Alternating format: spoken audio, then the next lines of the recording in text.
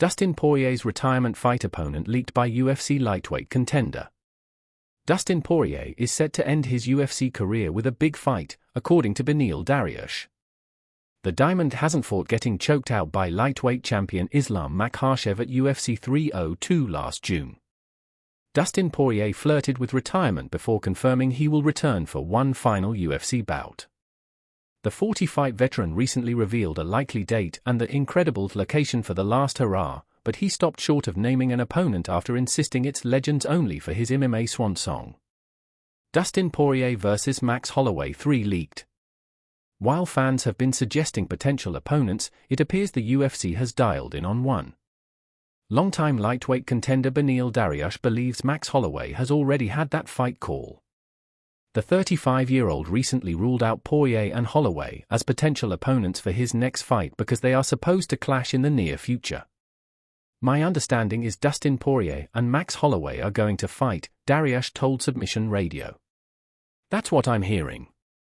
I don't know if it's 100% sealed and done, but that's what I'm hearing." Dustin Poirier and Max Holloway's first two fights.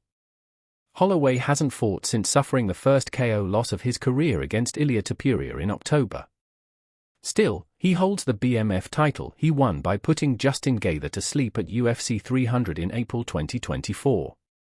A fight for the symbolic belt certainly makes sense for Poirier, who will fancy his chances of dethroning Holloway after previously beating him twice inside the octagon.